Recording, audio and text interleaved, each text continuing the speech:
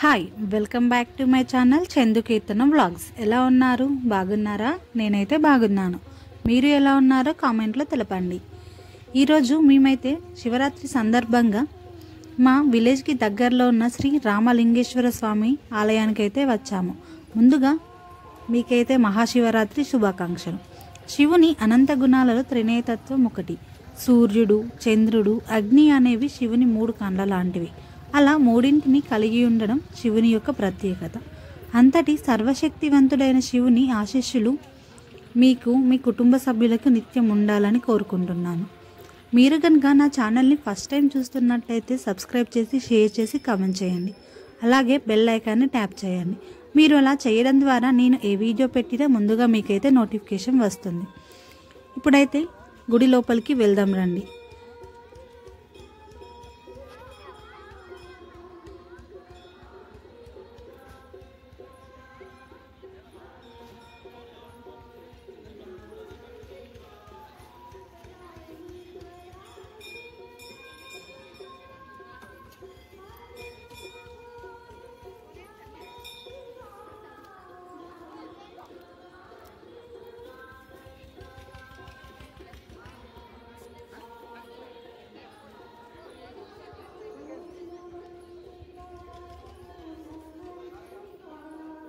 మనకి శ్రీ రామలింగేశ్వర స్వామివారి ఆలయంలో స్వామివారితో పాటు శ్రీ సీతారాముల వారు, ఆంజనేయ స్వామి ఆలయం, అలాగే నవగ్రహాల మండపం కూడా ఉంటుంది. ఇక్కడ శ్రీ రామలింగేశ్వర స్వామివారికి ప్రతి ఏటా సంక్రాంతి సమయంలో కళ్యాణ మహోత్సవం ఎంతో కన్నుల విందుగా నిర్వహిస్తూ ఉంటారు.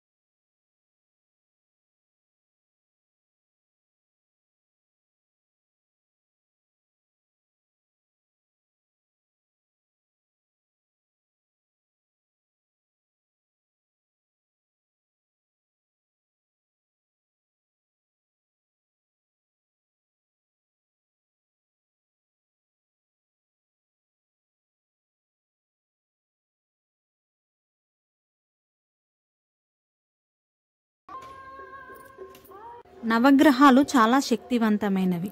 పద్ధతి ప్రకారం నవగ్రహాల ప్రదక్షిణలు చేస్తే విశేషకరమైన ఫలితం ఉంటుంది. నవగ్రహ ప్రదక్షిణలు మనిషి కష్టంలో ఉంటే ఆదుకుంటుంది. కొంతమంది ప్రదక్షిణలు చేసేటప్పుడు నవగ్రహాలను తాకుతూ ప్రదక్షిణలు చేస్తుంటారు. కానీ సాధ్యమైనంత వరకు నవగ్రహాలను తాకకుండా ప్రదక్షిణలు చేయాలి. నవగ్రహ ప్రదక్షిణలు చేయడానికి మండపంలోకి వెళ్లే ముందు సూర్యుడిని చూస్తూ లోపలికి వెళ్ళాలి. ఎడమవైపు నుండి కుడివైపు 9 ప్రదక్షిణలు చేయడం ఉత్తమం. ప్రదక్షిణలు పూర్తి అయ్యాక కుడివైపు నుండి ఎడమవైపు రాహుకేతులను తలుచుకుంటూ మరో 2 ప్రదక్షిణలు చేయవచ్చు. చివరిగా ఒక్కొక్క గ్రహం తలుచుకుంటూ ఒక ప్రదక్షిణ చేసి నవగ్రహాలకి వీపు చూపకుండా బయటికి రావాలి. ప్రదక్షిణలు చేస్తున్నంతసేపు నవగ్రహాలను తలుచుకోవాలి. ప్రత్యేకంగా రాహువు కేతువుకు మరో 2 ప్రదక్షిణలు చేస్తే మంచిది అంట.